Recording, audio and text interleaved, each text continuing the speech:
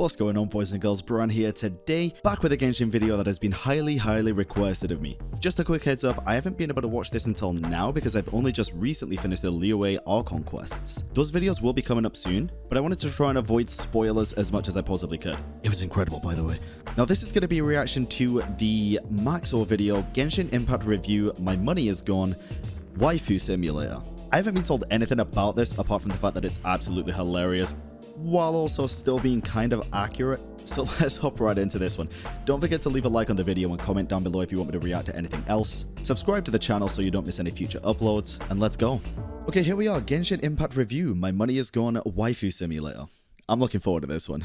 Genshin Impact is a game which has sucked away my soul and killed my dog. I first began playing Genshin Impact because of all the cute women, then experienced apotheosis and a philosophical enlightenment through the death of my own ego. I love Genshin Impact, but this game will have an impact on your social life, and even after you stop playing, you will not recover. To this day, it has left me in a perpetual state of editing? Oh my god. And I recommend it for all the wrong reasons. In this game, you play as John Impact, an extra-dimensional being whose brother was eaten by Mega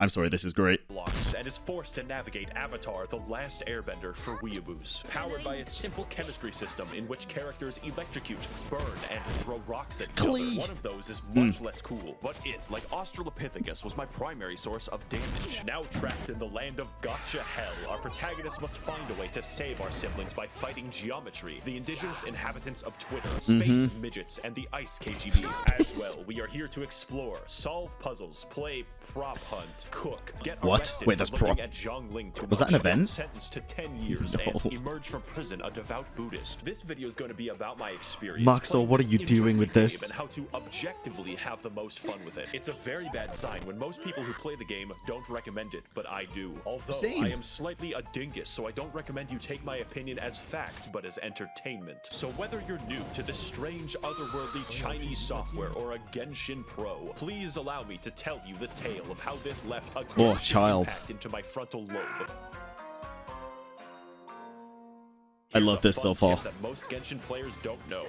The age of consent is 18 years old. Let's begin with what's maximally important. Not the gameplay, not the story, nor anything you would typically associate with a video game. The single most important thing in this game is rolling dice to gain attractive people and then parading them around like a child on TLC. I do not exaggerate when I say this is probably what attracted most people to this game. If you want an example, Lisa is a character who continually refers to herself as One-sama. Quick little detour from this. Today's the first day that I've played the game with Japanese voiceover because my chat highly recommended it, and the first thing they told me to do was to climb a cliff with Lisa, and, well, that's for a future video. One-sama, and sounds like she is, at all times, on the verge of sex. Yes, she does. I received her after completing a quest and then decided that I would use Lisa exclusively to do rock climbing. That way, I could repeatedly hear her oddly enthusiastic moaning for the next 10 hours of gameplay. I literally installed this game after downloading 60 images of Ganyu, since the official lore of the game specifies that she killed a monster after being eaten by it because her ass was so big it blocked his trachea and suffocated him to death. However, there is a catch. I don't have Ganyu, and I never will. You Me either, it's okay. To get characters, and that chance isn't high. 5.1% to be exact, and that's getting anyone. So if you want a particular character, get fucked. You could have your very first role be a high-level DPS character that carries you through the game with chimpanzee martial arts, or mine kind of was 3 useless small boys in a row and then desire death. Excuse me? Hold on, 3 useless small boys in a... 3 useless small... That's Xingqiu, Razor, and Bennett!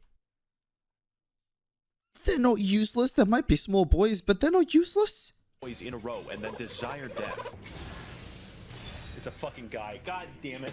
And while I'm writing about things that could be deal breakers, the anti-cheat because it's a guy is very strong and has ring 0 permissions on your kernel. This means that it can read and write memory at any location in your computer without seg faulting. I, however, am not afraid, since if Xi Jinping does harvest my computer's data, all he will find is 50 pages of Waluigi hentai. It's your loss. And yes, it does turn off when the game isn't running. So this review is going to include a guide on how to have fun, because like real life, lusting after women causes suicidal depression impression. Step 1. Oh, Play Maxor, as what are you? optimally as Okay. you want. Do not try to I love this guy. because RNGesus will snap your fucking neck. Do whatever is fun with whatever you have. In my case, I decided that I would roleplay as a violent misandrist and only play as women out of principle. Any men that I rolled would be locked at level 1 and made useful in the coal mines. It is simply not worth it for me to engage in combat if I cannot also yank it. The central point of the characters is that they are potential wives, and I am absolutely, definitely, 1000% secure in my masculinity. Playing the game optimally in this case would mean making the game boring and staring at man ass, so fuck it. If, for instance, I had wanted a particular, legally questionable female to be my digital puppet, the chance of me receiving that would be 0.3%, which is where this image comes from. Take what you can get with the roles. Don't be mad. Exercise patience and my control, beloved. and you will have a lot more fun. I definitely have not sold my house to get big-titted pirate mommy. But Maxor, I hear your thoughts. Why are you displaying a single image of a regular crab on my screen? And also, what is the world of Genshin Impact, and why are we here?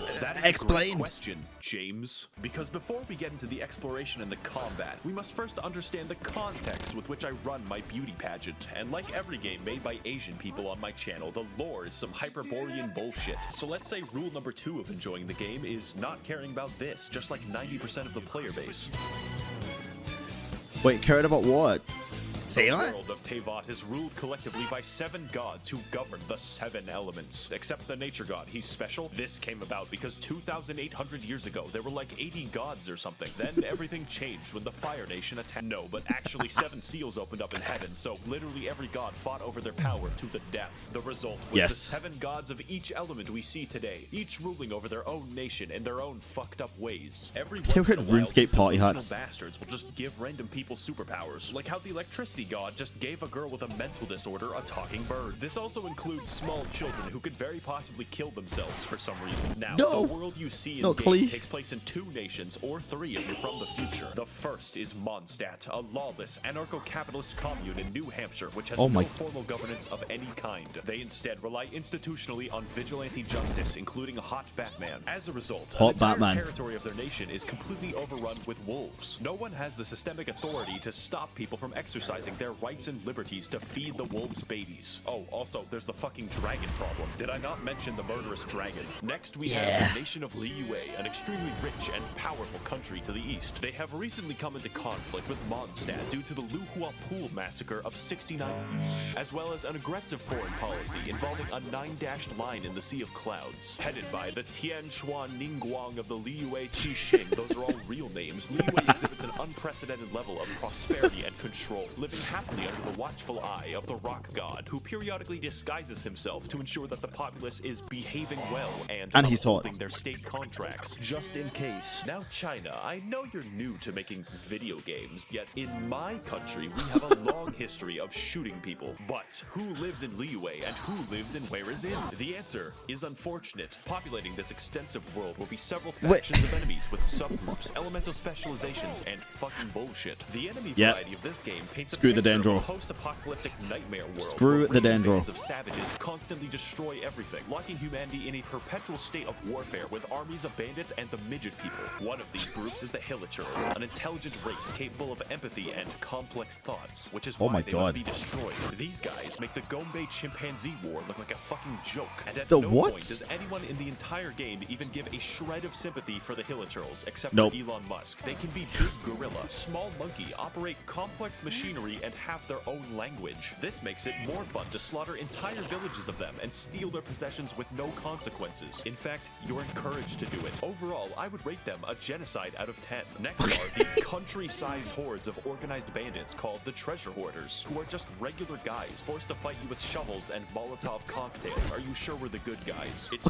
come on. Because they committed a crime, their lives are now forfeit. Abyss mages are very simple because they are one enemy with 2 reskins, who are also inhuman beings of the Dark Void who have sworn vengeance upon humanity itself. They also dwell almost entirely in fucking space. The Fatui of Snezhnaya are heavily armed diplomats seeking to dominate the world of Teyvat through subterfuge, and employing 9-foot-tall people with hammers is absolutely conducive to this goal, I promise. They are unique among Teyvat because they serve the interests of the Tsaritsa of Snezhnaya, also known as the God of Ice. That's important because it's very weird that they primarily use electricity and fire. I guess the Ice God is just fucking lazy. The Fatui are always up to no good, like stealing the Wind God's power or like a bank heist. They're also really hot, so I'm not stopping stopping them. Finally, we have the local wildlife of Teyvat, which is 90% slimes and 10% these fuckers. I spent most of the Screw the Geosonics. I am sorry.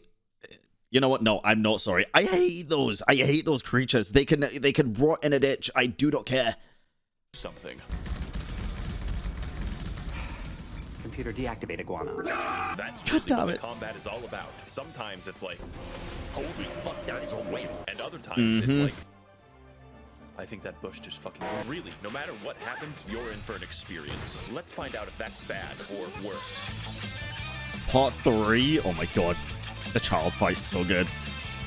Shin Getting Intact is a game about flow, where to maximize their power, the player dynamically switches between their DPS character and everyone else. Rule number 3 of Genshin Impact. Pick one. Your typical team is comprised of your DPS baby, your heal support, your burst support, and moral support. Think of it like a train. You only need one engine and enough weight to kill Terry Davis. Now, oh my like everything, characters have elemental alignments, which, depending on the enemy, can ruin the game. My wife Barbara could heal me, but in the process, must make everyone wet, which makes it a proverbial bathtub, which enemies will then catapult toasters into for massive damage. It's a fucking blast. You feel like a chemistry professor gone rogue, using the elements to his advantage and then blowing himself up in the process. Unless your DPS uses rocks, in which case, you know, just watch, I guess. Everything is elements, and everyone has an elemental skill and alignment. Unless you're the nature god who has no characters. Some are bad, and others are very bad. But many are completely game-changing, like how Beto's elemental skill adds a parry mechanic to the game, or how Still don't have Beto. invalidates all ranged enemies. The combat is definitely its strength, and is an experiment in how bad you can craft your psychotic dog water alchemy, and hopefully create a moving ball of destruction strong enough to kill God. To extend this concept, every character uses one of 5 unique weapon classes, such as Mongolian,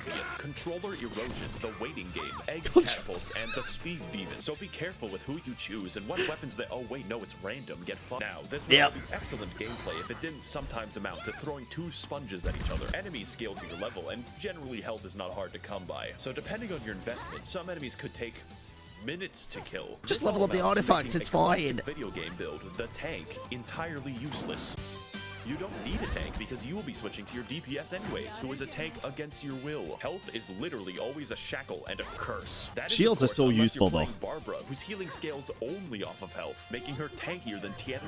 Let's go over an example. Okay, that's fair. To give you some idea of the insanity that we're working with. It is optimal in most of my combat scenarios to cause forest fires by throwing a spicy bear. Why? Well, it's obvious. My DPS Beto can parry anything, which includes the heat of fire, or how about Ningguang, who spawns a wall inside of enemies like it's Gary's mod. We just do it to piss them off. Did I also mention you can invite your insane Discord stalker to play co-op with you? The combat is fully functional. Oh god. Hello, Max.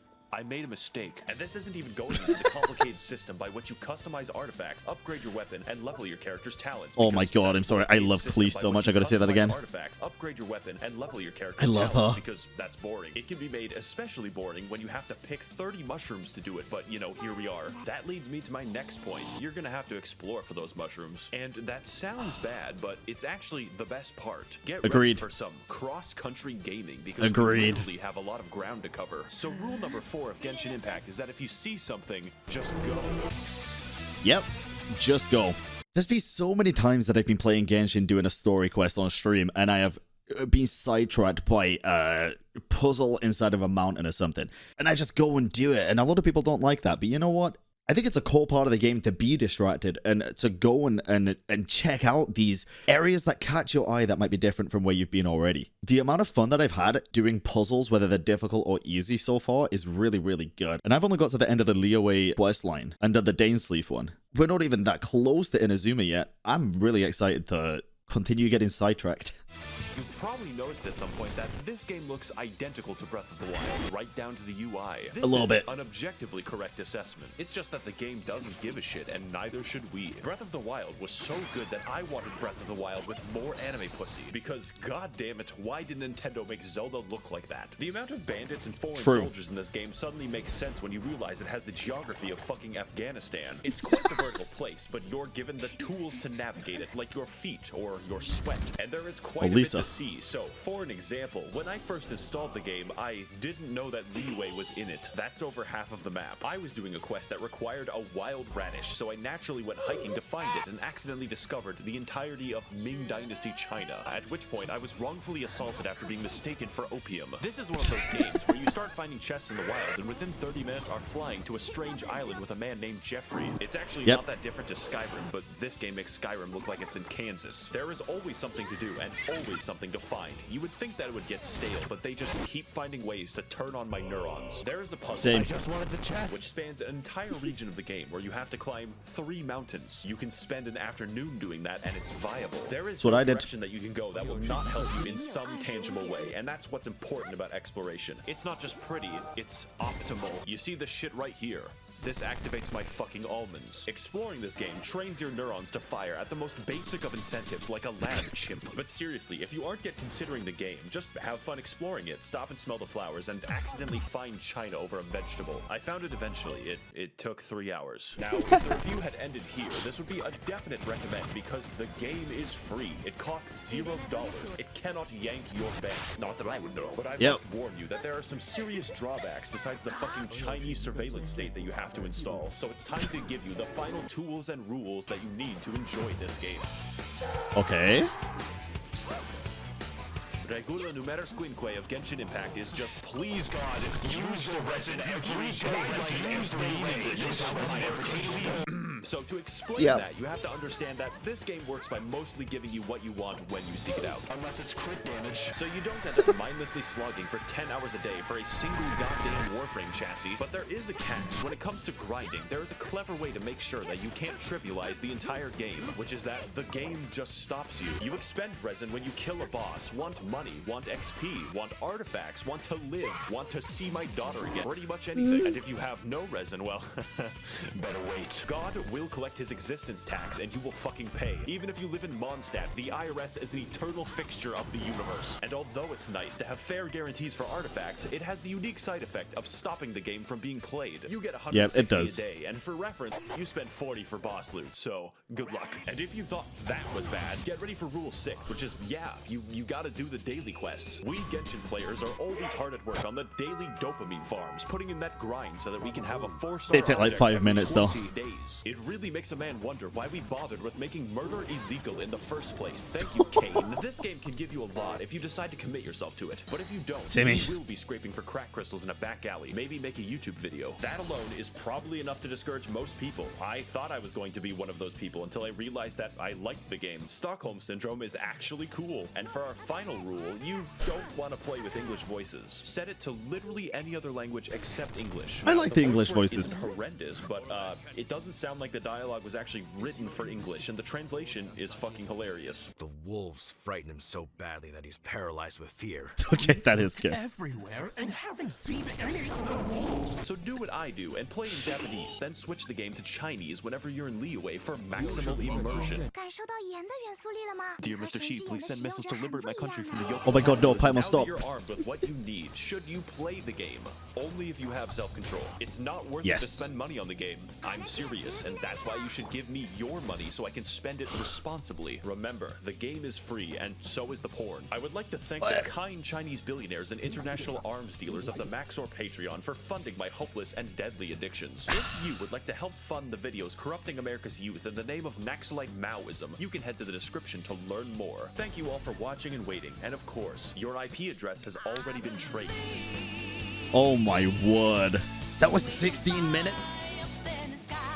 My god, what a phenomenal video. Maxor, round of applause. That was absolutely incredible. I did not expect it to be, even though a lot of people told me that it was, I didn't expect it to be as funny as it was, but also hit the nail on the head. I fully agree with the majority of his points. You shouldn't play the game if you don't have a lot of self-control. Exploration is one of the best parts about it. Lisa climbing up mountains is kind of hot. That was absolutely incredible. If you made it this far, thank you so much for watching. I really do appreciate it. I love reacting to things, and I am also falling in love with Genshin Impact as a video game. The community is incredible so far as well. We're on track to hit 5,000 subscribers on here by the end of the year, and I've only got you guys to thank for that, so thank you so much for supporting me and trying to get better and better every day. Don't forget to drop a like and a comment down below on the video and subscribe to the channel to help us hit that goal and make sure you don't miss any future videos. And I will see you all next time. Peace.